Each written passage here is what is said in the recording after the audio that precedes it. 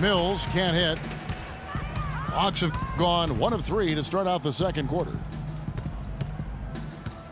And that Florida team with Horford, Noah, and Corey Brewer, such a tight-knit group. All those guys still competing and defending at a very high level now in the NBA. Each of those guys very team first in their approach. That's what they're about, winning. And because they've experienced championship winning, they stay locked into that task. Here's Sefolosha. Throws down the breakaway jam. And that's how you make a steal count. Turn it into a quick slam at the other end. It was really a case, it looked like Greg Anthony right there, if I can say so. It was really a case of a great defensive play triggering some instant offense. Yeah, I remember GA as an irritant, and this guy, much like Greg, creating havoc out there. Ritter passes to Scott. And the rejection by Leonard. Here's Mills. Scott pulls it in. Oh, nice play on D. Got that hand in the face and prevented him there from getting an easy look. Exactly. Alert and aware. Really reacted quickly to that shot attempt. And stolen by Scott. Three-pointer, Heinrich.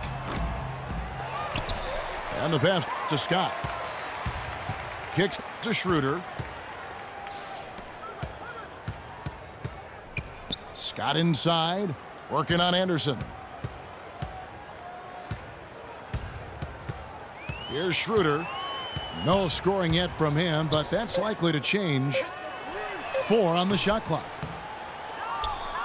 Sefolosha misses. Spurs trail by 18. It's not really a surprise at this point, but the Spurs were in the playoffs last year. 18th consecutive appearance. Yeah, and they weren't in that usual top 3 spot, though. Although, had they won the last game, instead of being the 6th, they would have been the 2nd. Right. Didn't have that home court advantage, and as they went up against the Clippers, it really cost them in that 7th game. And the Hawks with a completely new group on the floor. And just over 3.5 minutes played here in the second quarter. And Millsap slams it in. Nice pass that time. What excellent vision by Jeff Teague out there.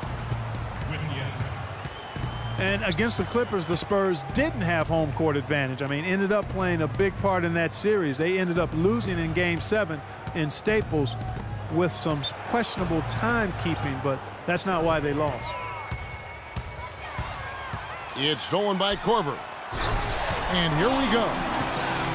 Whoa, whoa, that'll wake you up. My goodness. Is he an athlete or what? No doubt about it. It's almost as if he lives in the air, and dunks like that have become quite commonplace.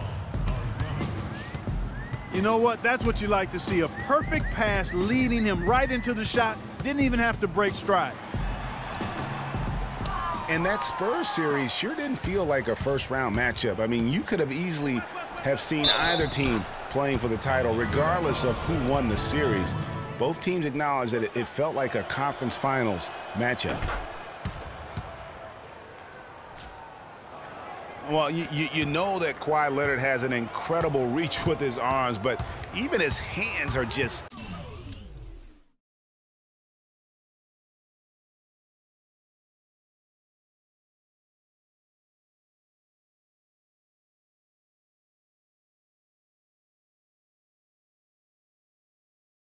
massive, measured at 10 inches long and 11 inches wide. Wow.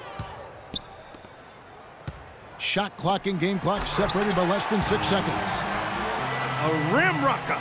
Look for a second like he might rip the cylinder loose. I tell you what, that is some grown man strength on that attack. To the inside.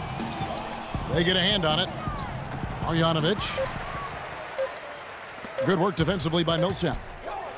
Bazemore. He got it! Wow. He caught it! And so a pretty lopsided game through the first half. Hawks lead by 19. And we'll be back right after halftime to get the third quarter underway.